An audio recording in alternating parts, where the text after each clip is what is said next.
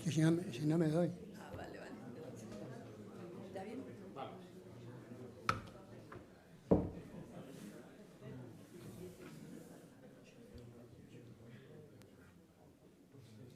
Buenas tardes a todos. No diré lo de todas, por aquello de que el idioma no tiene idioma. Muchas gracias por haber sido invitado a esta casa. No es la primera vez, estoy muy satisfecho y muy agradecido por ello. Agradezco a su director esta deferencia, como también al profesor de Francisco.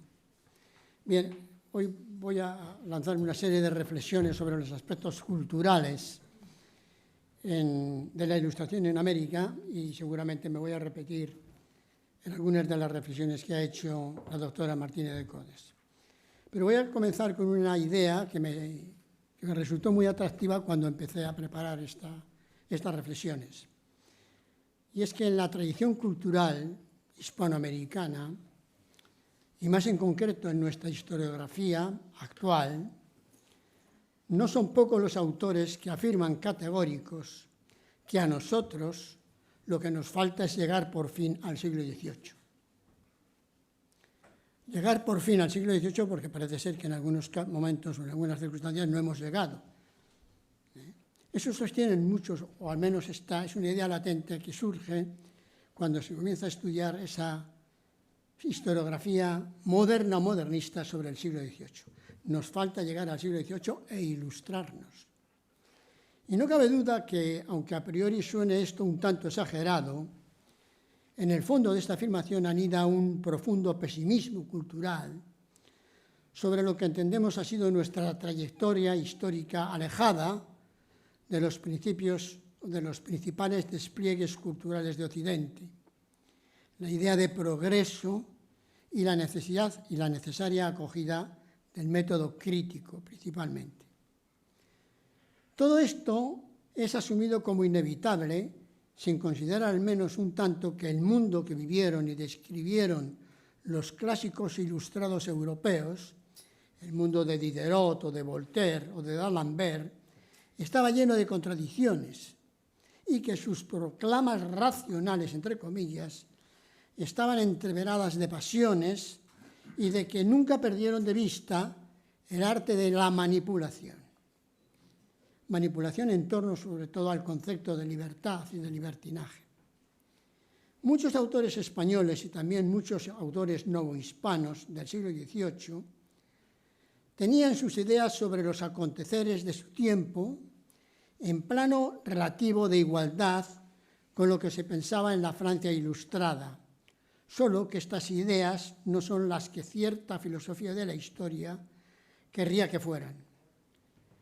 Si miramos el pensamiento y los trabajos de los letrados criollos, estos, en algunos casos y con mucha frecuencia, rechazaban expresamente a las ideas de la Ilustración francesa y acudían, al contrario, a la filosofía escolástica, entre ellos a la figura de Suárez y a los jus naturalistas, cuyo pensamiento se adecuaba a una línea tradicional que oponía al absolutismo de los reyes los derechos legítimos y naturales de unos reinos, los reinos hispánicos, organizados en estamentos. A pesar de lo que comúnmente se cree, los próceres de la independencia utilizaron primordialmente el pensamiento escolástico y solo secundariamente el pensamiento ilustrado. Un pensador tan influyente como el jesuita Francisco Javier Clavijero, expulsado en 1767 y autor de una historia antigua de México, se enfrentó a las ideas racistas del ilustrado alemán Cornelius Pau, armado con las ideas de Vitoria. Ideas conducentes, como todos ustedes bien saben, a defender los derechos humanos de los indios sobre la base de que su dignidad esencial nacía de la propia ley natural.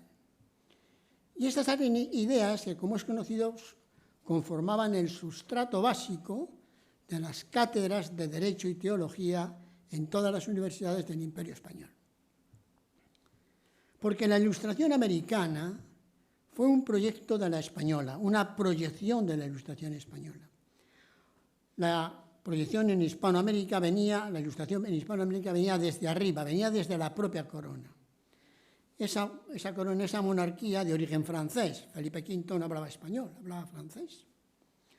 Lo que quiere esta monarquía es imponer las luces a una sociedad que ha cambiado mucho desde la conquista, pero que a su juicio vive desde entonces sometida a unas normas culturales anticuadas que deben de ser reformadas. Tales reformas aparecen en Hispanoamérica como una demostración, en muchos casos, de autoritarismo y chocan con la oposición y la resistencia de partes amplias de la sociedad hispanoamericana. En cualquier caso, es importante pensar y sostener que el impulso reformador venía de la corte y era el propio monarca quien lo activaba. Y eso Felipe V, Fernando VI y Carlos III también. Recordemos así que en 1737, en el reinado de Felipe V, llegó a Quito una expedición francesa encabezada por Charles Marie de la Condamine, un ilustrado francés, para efectuar allí en Perú observaciones astronómicas y físicas con objeto de medir los límites precisos de los grados de la latitud y de la longitud en la zona del Ecuador. Su propósito, el propósito de esta expedición, era resolver la controversia, entre otros, entre Newton y sus adversarios sobre si el globo terráqueo se ensanchaba ligeramente en la línea ecuatorial o en los dos polos.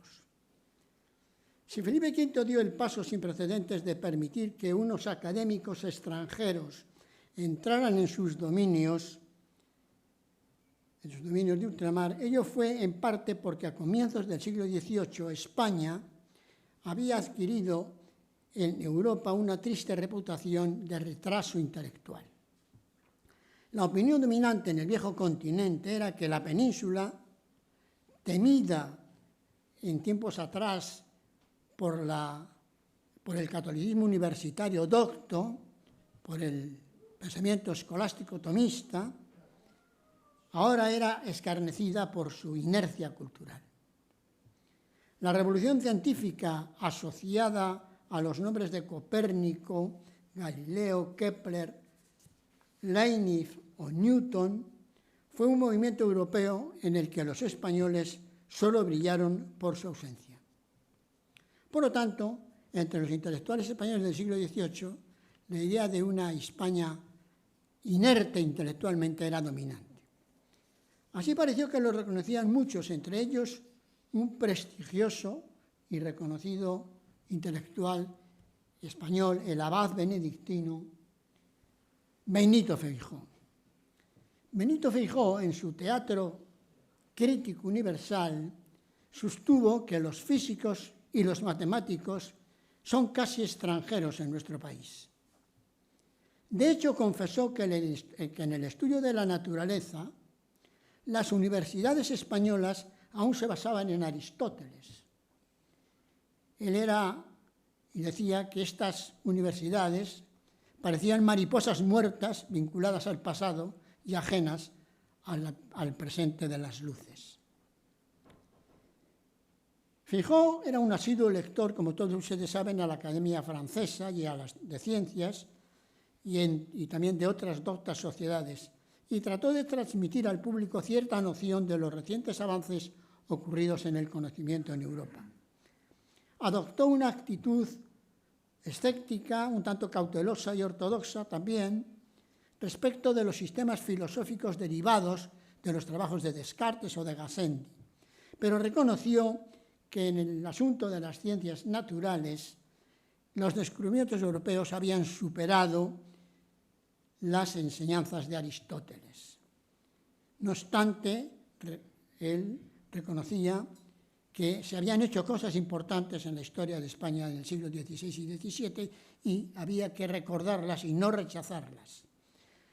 Y llamó la atención hacia las obras eminentes de intelectuales hispanoamericanos, como entre ellos el famoso padre jesuita José de Acosta, al que él Feijoo llamó el Plinio del Nuevo Mundo. Pese a todo esto, Feijoo mantenía la opinión de que España había sido superada por las naciones del norte en busca del conocimiento. En cualquier caso, el viaje de Charles Magui de la Condamine despertó todo un interés enorme en Europa y demostraba hasta qué punto el fenómeno de las luces en España se encontraba vinculado a las necesidades de la corona. Esta, para reafirmar su liderazgo en tal aventura, determinó que en la expedición de la Condamine participaran algunos jóvenes españoles, promesas del conocimiento, entre ellos 2 tenientes de navío que habían sido educados en la Academia Naval de Cádiz, recientemente creada. Se trataba de Jorge Juan y de Antonio de Ulloa. Ambos recibieron el encargo de la corte de contrarrestar la opinión desfavorable del relato que se suponía iba a hacer la Condamine.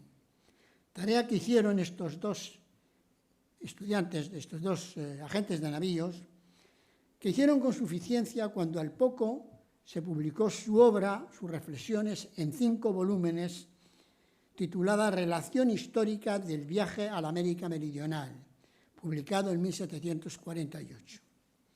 La obra en cuestión completaba amplias descripciones de geografía física y en ella abundaban minuciosos estudios de las poblaciones del continente, con especial atención a los grupos de indígenas y criollos.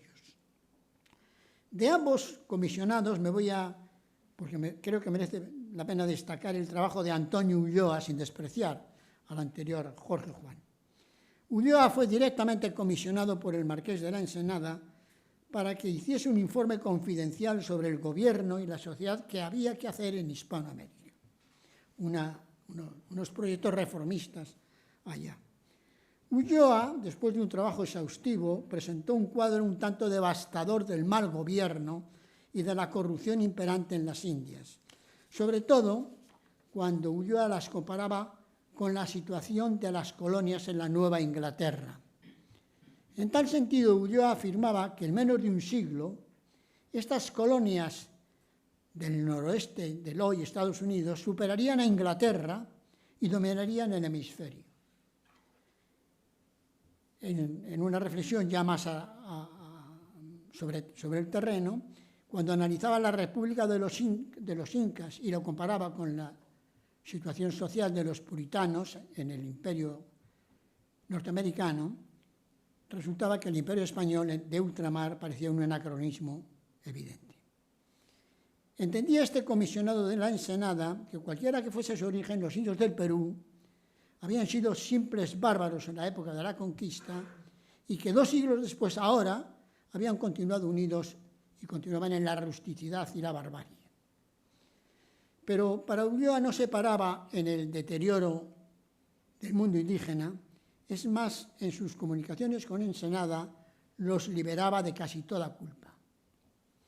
Escribía: si los indios del Perú a menudo aparecían tan degradados e insensibles y reacios a todo incentivo, era precisamente porque los corregidores de la corona se habían unido con la élite colonial para explotar la mano de obra de los campesinos indios de la manera más despiadada posible.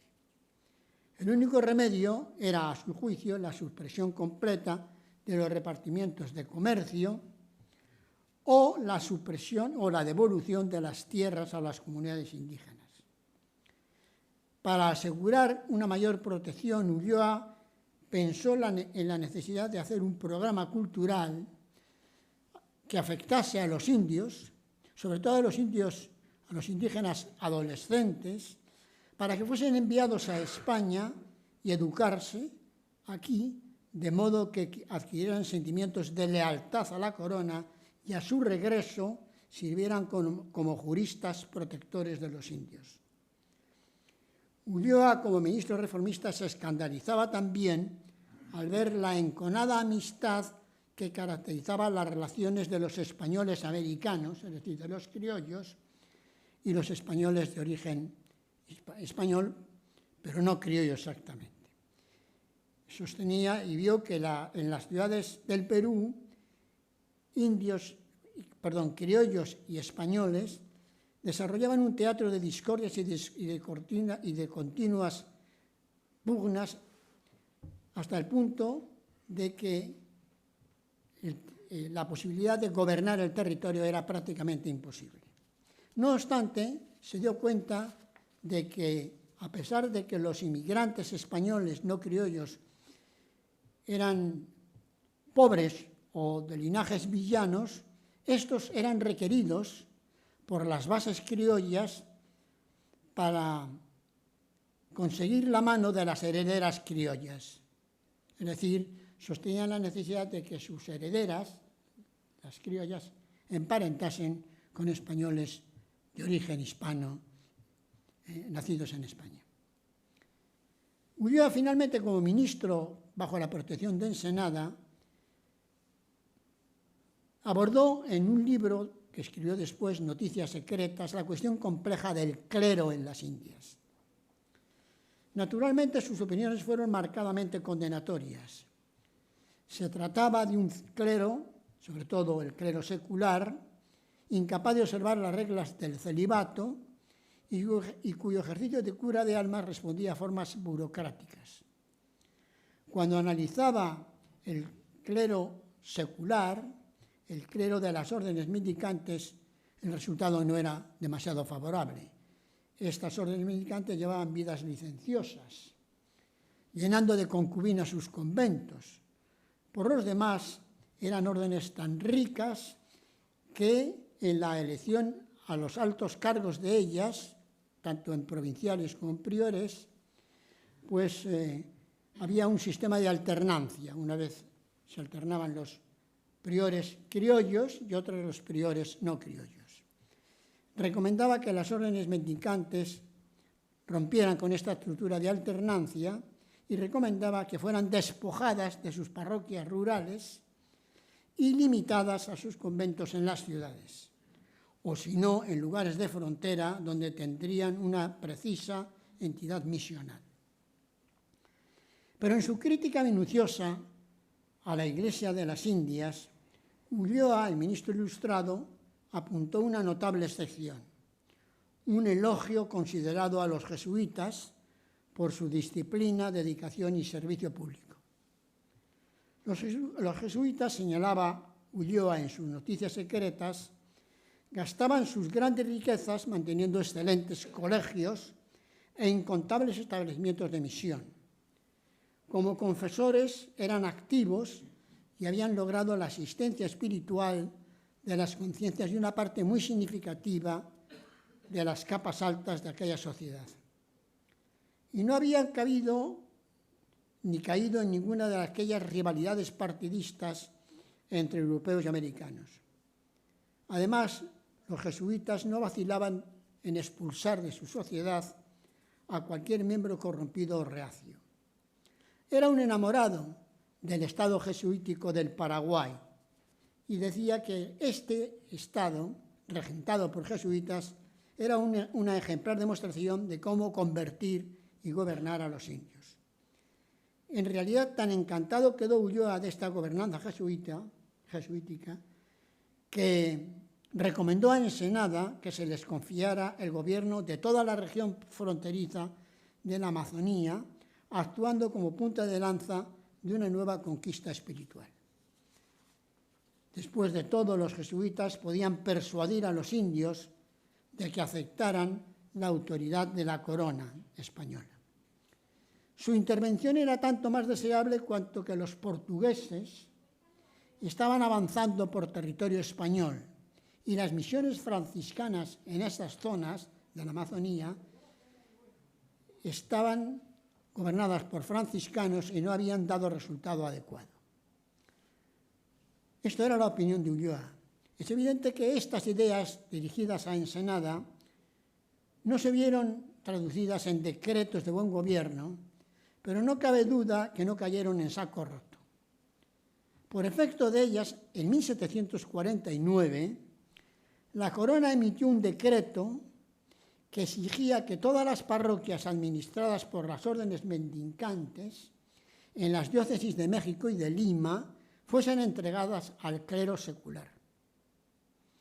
Una medida absolutamente radical que provocó protestas enconadas por parte de franciscanos, de dominicos y agustinos, porque consideraban que esto era una absoluta barbaridad y que además iba acompañada de medidas confiscatorias de muchos conventos. Para encauzar estas tensiones, en el reinado de Fernando VI y a instancias de su confesor, el jesuita Manuel de Rábago, se convocó un comité selecto de teólogos y juristas para que hicieran propuestas en torno a la secularización del clero, idea principal de los ministros ilustrados. Sin embargo, dada la intensificación de la rigurosidad administrativa y de las protestas generadas por las medidas que se tomaron, el ministro de Indias, Julio de Arriaga, rebajó el nivel de la rigurosidad y permitió que todos los frailes religiosos canónicamente nombrados permanecieran como párrocos indefinidamente, lo que aplazó las decisiones sine die. Conviene, no obstante, preguntarse sobre las razones certeras de esta reticencia regia sobre los frailes mendicantes. La corona no veía bien la actuación de agustinos, de dominicos y de franciscanos.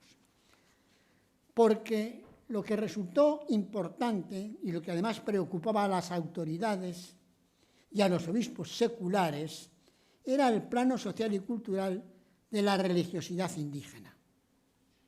Resultaba que después de 2 siglos de práctica religiosa, los indios apenas entendían nada de la fe que decían profesar. Se trataba de un catolicismo popular, muy entroncado con la cultura originaria, adornado además con una excesiva ritualidad barroca, y aquello daba como resultado una mezcla confusa e inoperante. En 1793, un obispo de San Miguel, en la Nueva España, prohibió el desfile procesional de la Semana Santa, porque tales procesiones, lejos de inducir a la piedad, eran ocasión de desórdenes múltiples ocasionados por la embriaguez y generalizada de indios y de mestizos. Ocurría que las imágenes que salían en las procesiones eran indecentes, tanto en su estructura como en su adorno, porque al populacho indígena, como algunos criollos, no le agradaban las procesiones piadosas y silenciosas de Semana Santa, sino que lo que buscaban era el bullicio, la ostentación pueril y las juntas perniciosas, según decía un texto.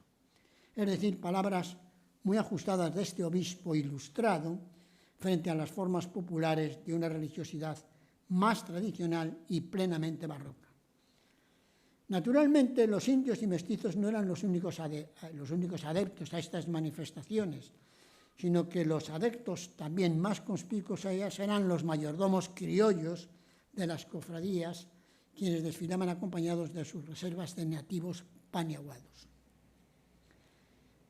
Y aquí voy a señalar la fisura que separaba a los prelados ilustrados de la religiosidad popular de la grey criolla o india. Esta fisura se puede observar claramente en las pastorales y en los edictos episcopales de Fray Francisco Antonio de Lorenzana, arzobispo de México entre 1766 y 1772. En sus pastorales, Lorenzana citaba al famoso obispo de Puebla, Palafox, que para sostener que los indígenas debían saber la doctrina cristiana no solo en el idioma nativo, sino principalmente en el idioma castellano.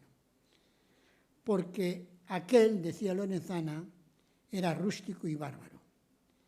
Desde este radical principio, la ilustración de este arzobispo de México conducía a sostener que era derecho de todos los conquistadores imponer su lengua a sus nuevos vasallos. El objetivo secularizador de Lorenzana se expresó con toda su amplitud cuando en 1771, con anuencia del virrey de la corona, convocó el Cuarto Concilio de la Iglesia Mexicana. Su principal propósito, como lo ponía en claro la instrucción real, era obtener una corrección de la disciplina monástica y someter los religiosos a la autoridad episcopal. Sin embargo, las cosas se torcieron por una profunda crítica que, en reacción a la convocatoria de la Asamblea Conciliar, formuló un famoso oidor, el criollo Antonio de Rivadeneira y Barrientos. Antonio de Rivadeneira era un oidor criollo, experto en derecho canónico, y era un personaje que escribió varios textos en contra de la propuesta de Lorenzana, porque entendía que los trabajos seculares de Lorenzana no eran lo suficientemente realistas. En 1756 publicó un compendio manual de derecho canónico, y en este manual este autor criollo insistía en los derechos y en las prerrogativas de la corona como patrona de la Iglesia americana.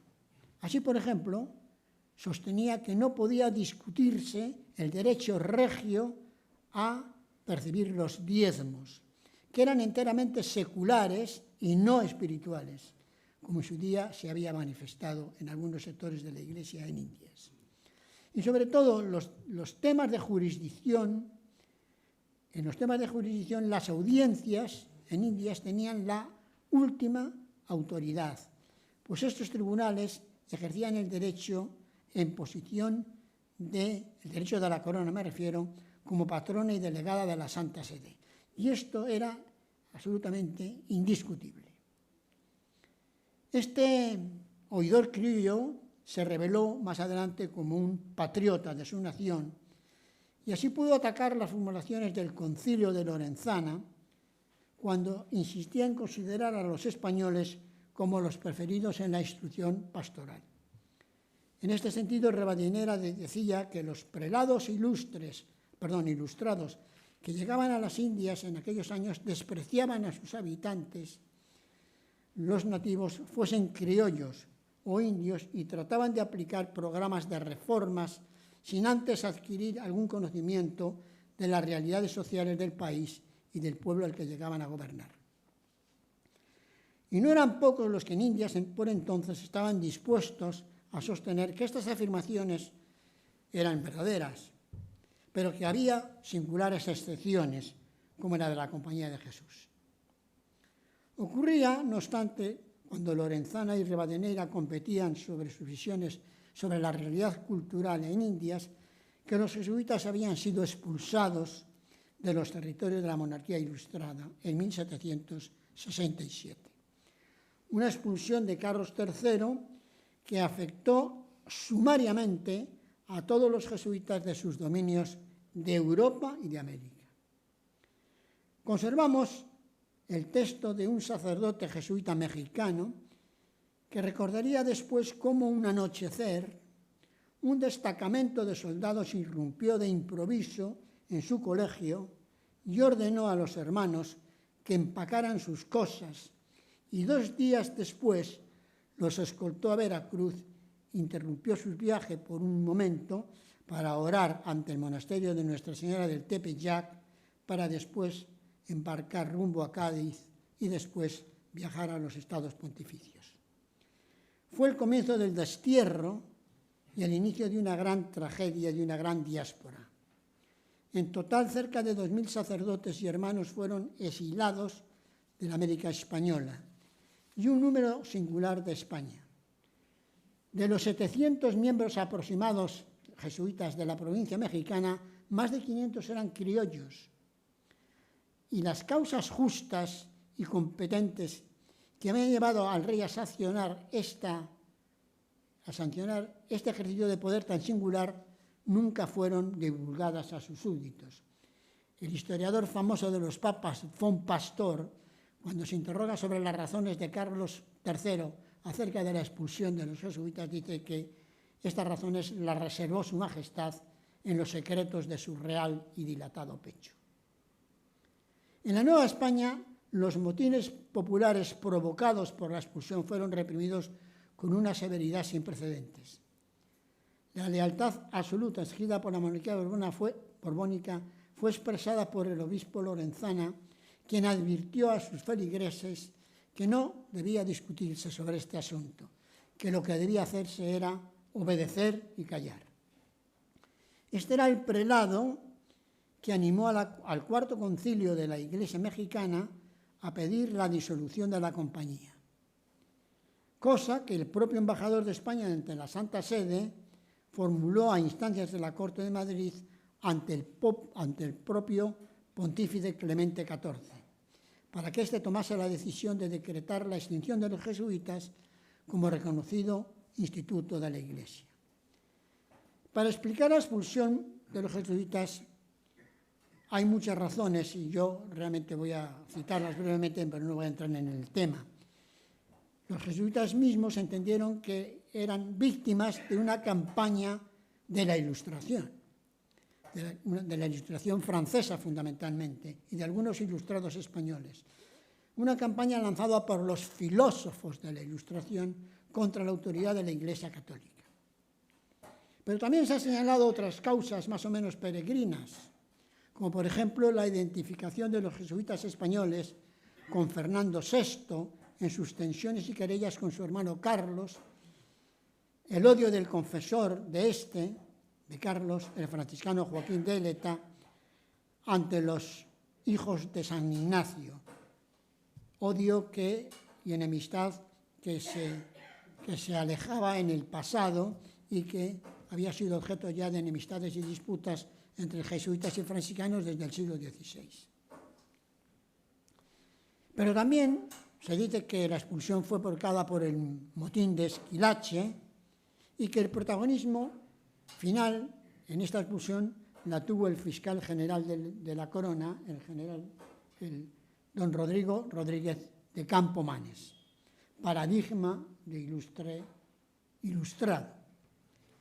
En su informe oficial, este citado ministro creyó haber descubierto una gran conspiración de intereses corporativos contra la monarquía, entre los que se encontraban los de la compañía.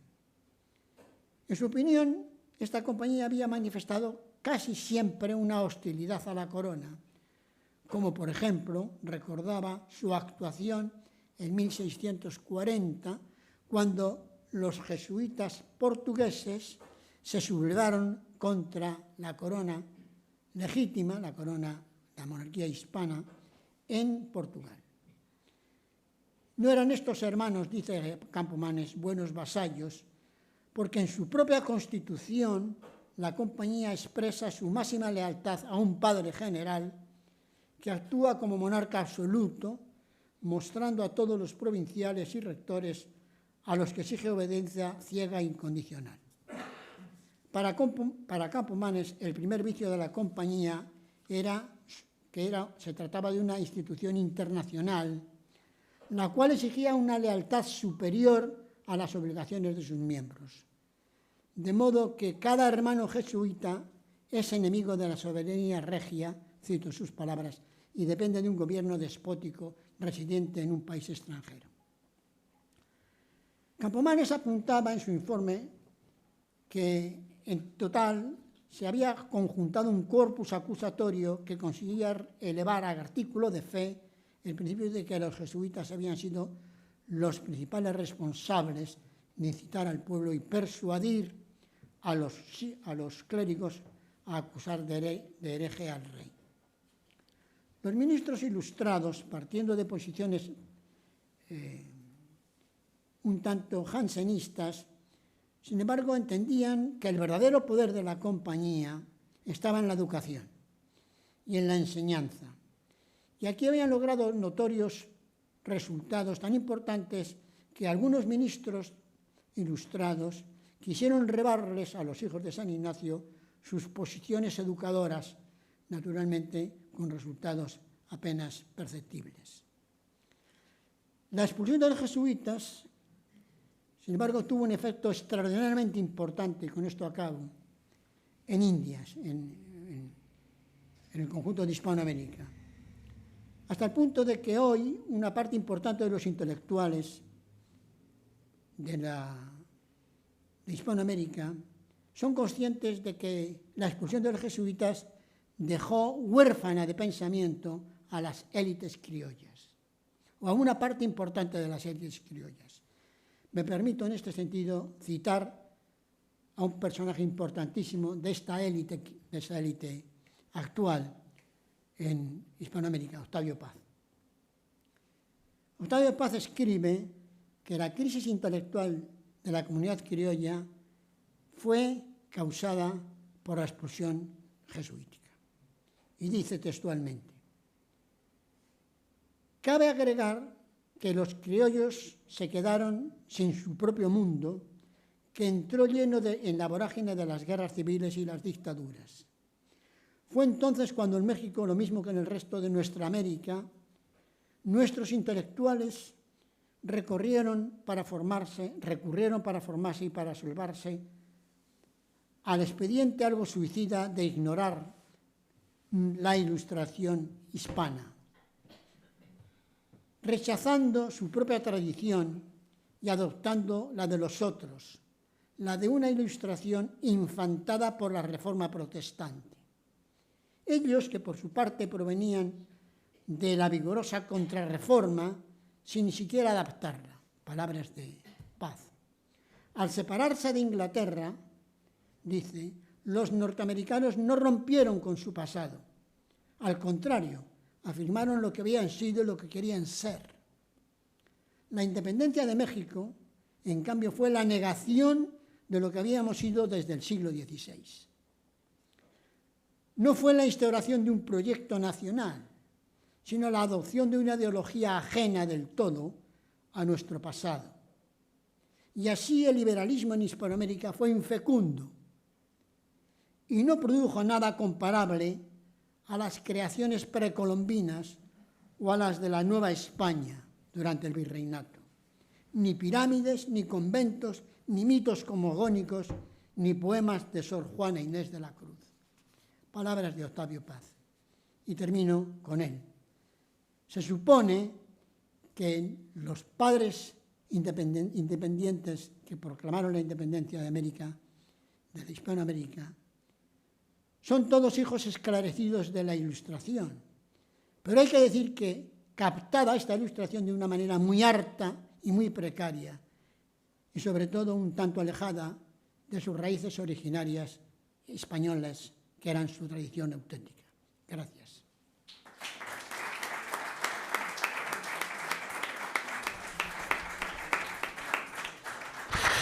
Muchas gracias por dos magníficas conferencias y ahora, si alguien quiere intervenir, decir algo, preguntar, lo que queráis.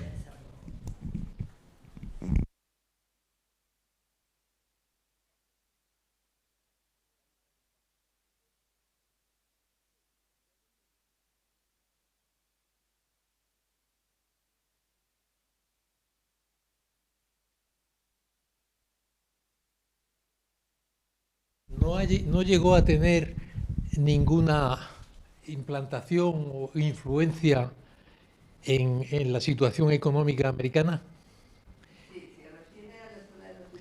Sí, a la parte de lo que es el principio del liberalismo económico que estaba en la Escuela de Salamanca. Lo que pasa es que no tuvo una implantación en América. La Nueva España no tuvo implantación como tal. Otra cosa es que, efectivamente, algunas de las reformas derivadas de esa escuela fueran un proyecto de una propuesta de poder encauzar el sistema, pero no tuvieron una implantación que fuera suficientemente fecunda para efectivamente las poblaciones criollas, no, ni siquiera desde el punto de vista, o sea, dieron pocos resultados, por lo que yo tengo entendido. O sea, yo no soy una economista de América, yo me muevo más en el plano de relaciones internas entre las estructuras sociales y las estructuras jurídicas. Entonces, yo no sé hasta qué punto, por lo que yo conozco, la fisiocracia como teoría efectivamente funcionó dentro de esas capas ilustradas, esas élites ilustradas, pero en sus desarrollos prácticos no tuvieron tanto éxito. Yo no sé si el profesor Contreras, el doctor Contreras, quiere decir algo. Bueno, yo estoy de acuerdo con lo que dice la persona Martínez de Codes. que si la escuela de Salamanca tuvo influencia en la fisiocracia. Es la pregunta fundamental. Sí, es que como se lee, porque yo no soy un estudioso ni un experto en esta área, pero se lee que los principios del liberalismo económico, que luego se desarrollaron en Inglaterra sobre todo, en la segunda mitad o al principio, en el siglo XVIII sobre todo, o antes, tenían una inspiración en la parte económica de la Escuela de Salamanca. Me pregunta es si eso había influido en la estructura económica americana o si incluso en la parte de la liberalización que metieron los Borbones en...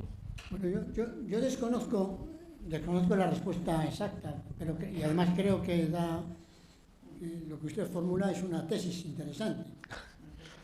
Sí, interesante porque sabemos algunas cosas de la escuela, algunas cosas de economía de la Escuela de Salamanca. Sí. Y algunas de ellas muy importantes, sobre todo el desarrollo de los mercados. Ahí tenemos a Tomás de Mercado, a Azpilicueta, a Navarrete. Y sí se puede decir que ahí, en esos discursos de economía política,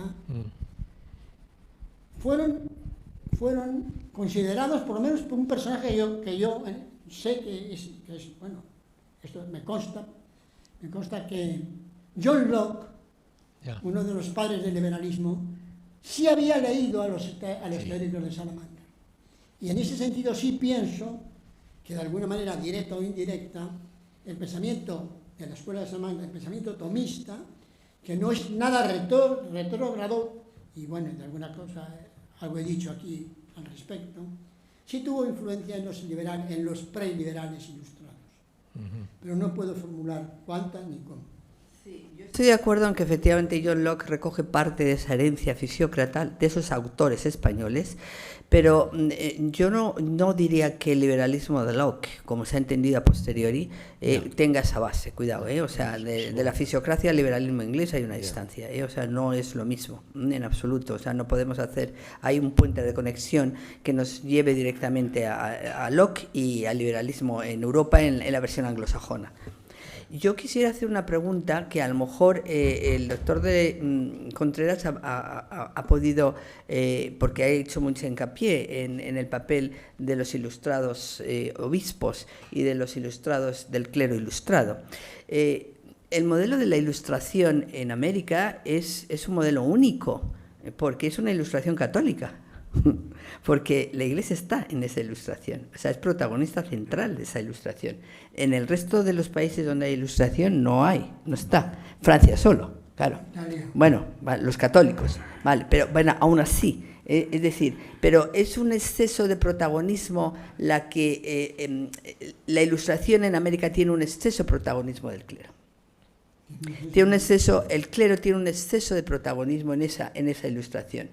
Desde el punto de vista se observa cómo efectivamente la medida de expulsión de la Compañía de Jesús, que es una medida de carácter político, netamente político, es arbitrada a través del obispo Lorenzana, que es el obispo más regalista que hay en América, con Carlos IV. Es el obispo más regalista porque aplica directamente la normativa que le pide el monarca, que es convócame un concilio cuarto conciliar, el cuarto concilio que nos había hasta desde 1585, que fue el tercer concilio provincial en México, no se había celebrado ninguno en América. Y estamos hablando de 1780, en torno a esa. Convócalo, pero para pedir efectivamente que la Compañía de Jesús sea expulsado, porque era necesario el trámite de que la expulsión viniera derivada del clero, o sea que efectivamente el actor, un ilustrado, es el Lorenzana, que exclusivamente obedece las leyes, las órdenes del monarca.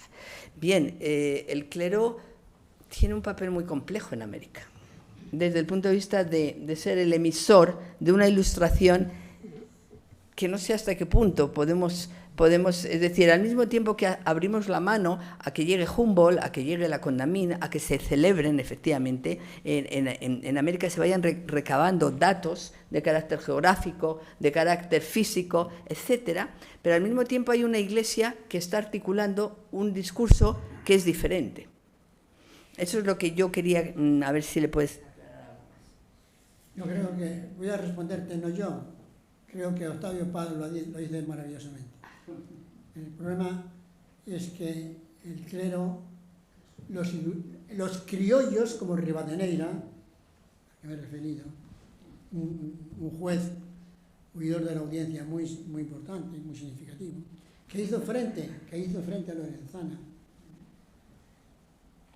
por considerar que Lorenzana no era lo secular que debía, pues un criollo como este desapareció en la vorágine revolucionaria. No.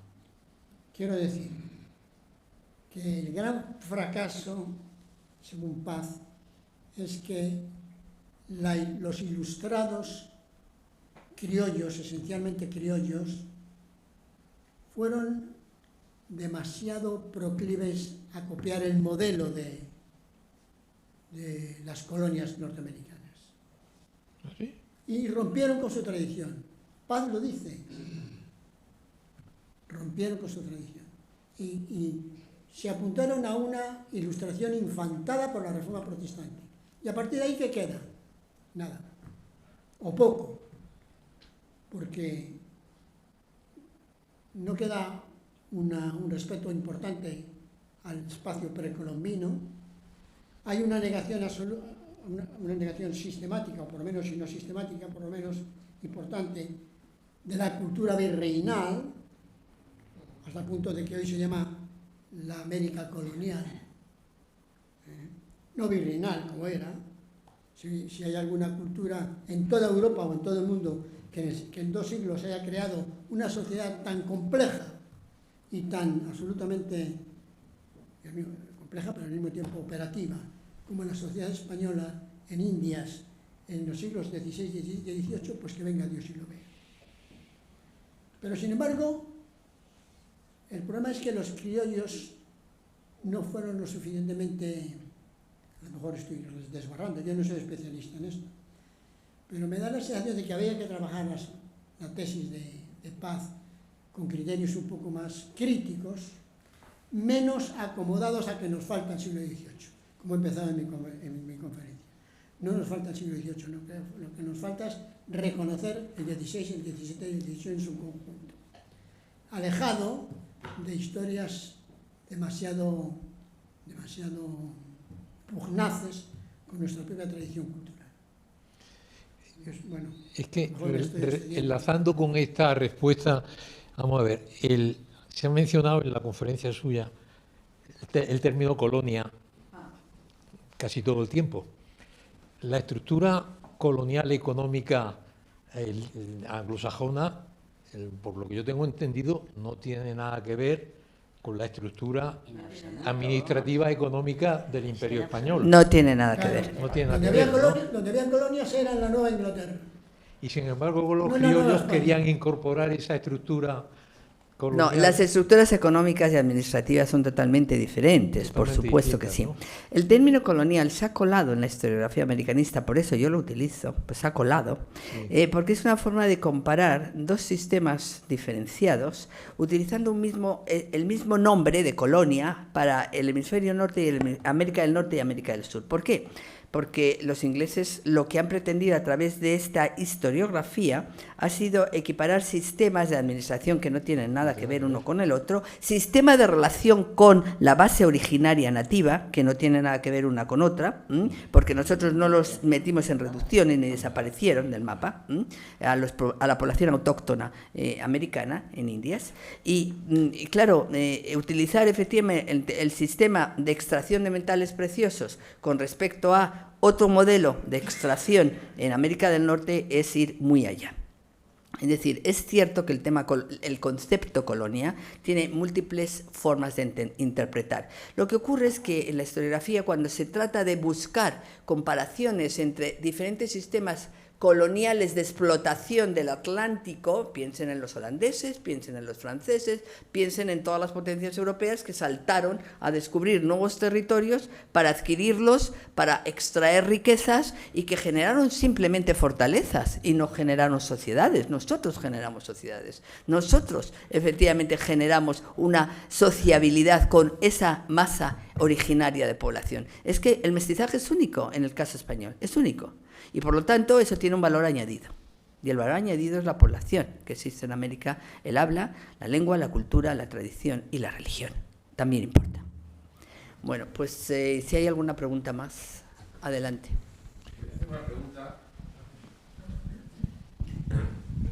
por la cual pido disculpas de antemano, porque estoy convencido de que es una pregunta atípica. A mí siempre me ha interesado la historia que podemos llamar ficción. Entonces, me gustaría saber si existe algún trabajo, alguna publicación sobre la consideración de lo que hubiera sido España y Europa en el supuesto de que los Habsburgo hubieran continuado reinando en España. Bueno, la historia ficción es efectivamente lo que usted dice, es historia ficción. Los historiadores siempre decimos no podemos trabajar sobre lo que no fue.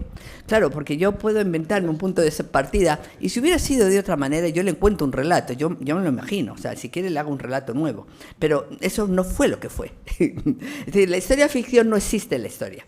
Para nosotros no puede existir, porque no podemos intentar reimaginar los múltiples factores que habría que intercambiar para que esa realidad que nosotros la hemos estudiado de una manera a través de una documentación y de un proceso de investigación, resulta que ahora la cambiamos y es otra. Ese relato nuevo es el que ocurre ahora en muchas partes de América. Ocurre con respecto a la interpretación del pasado, de su propio pasado. Si no conoces bien el pasado, es muy fácil hacer un relato de él, porque puedes inventar muchas cosas. Entonces, claro, la clave está en qué relato nos gusta más. El que nos cuentan desde fuera, el que nos cuentan desde dentro, el que nos cuentan personas interesadas en el gobierno, el que nos cuentan personas interesadas en la academia, ¿qué relato compramos? Ese es el tema. O sea, el tema es por dónde queremos. ¿Cuál es la identidad de América? El relato. ¿Y qué relato tiene América? El que nosotros queremos construir. Pero usted no construye su identidad en base a una falsedad, a no ser que quiera hacerlo aposta, evidentemente. Construya su identidad en base a un proceso de formación cultural. Y ese proceso no puede eliminar la historia, no puede eliminar 400 años detrás, no lo puede eliminar. Aunque estemos efectivamente en un proceso de que ya no podemos celebrar ningún tipo de efeméride, porque es una forma de denostar al otro. O es una forma de enfrentar al otro. No, se puede interpretar y se puede efectivamente generar una base de entendimiento. Eso es lo que se hizo muy bien a principios del siglo XX con Ortega y Gasset, cuando va a Argentina, etcétera, etcétera. Los hispanistas que fueron a América a generar esos lazos de hispanidad. Eso se hizo muy bien a principios del siglo XX. Con toda esa generación que salió, Gauss, etcétera. Es decir, esa generación que impactó y que generó esos lazos de solidaridad cultural. Pero estamos hablando de cultura, estamos hablando de lengua, estamos hablando de esos factores que nos unieron. Eso se ha roto en el siglo XXI, totalmente desaparecido. No lo encontramos en ningún sitio. Y los que nos hemos formado en la escuela historiográfica como nosotros, antigua, es decir, antigua del siglo XX, no es que sea muy antigua, pero vaya, era la que existía en el siglo XX, del año 70, 80, 90, esas décadas finales del siglo XX, no reconocemos a América ahora. No reconocemos los relatos ni la visión que se da de España desde América. Es difícil. Aunque te muevas en el ámbito jurídico o en el ámbito administrativo, en el político, en el económico, son relatos que se están haciendo sin unas bases fundamentadas, suficientemente, diría yo, científicas. No las tienen. Claro, los relatos no se pueden construir sobre lo que dice uno, opina el otro y sobre opiniones generadas. No, los relatos se construyen en historia sobre documentación, investigación y análisis. No se construyen sobre pajas de aire. O sea, ese no es relato. Y estamos muy de acuerdo en que, bueno, a lo mejor la inteligencia artificial nos termina haciendo un relato mejor que el que nos mandan desde allí. No sabemos, a lo mejor porque tiene más capacidad de conectar ideas e información. Y es curioso, pero algunas cosas que yo he cotejado, observo que dentro de lo malo es de lo mejorcito. Cuidado, porque a lo mejor efectivamente es un arma, es un instrumento que hace reflexionar sobre, oiga, que nos han contado unos relatos que no se pueden efectivamente sostener. Bueno, pues muchas gracias, ¿no?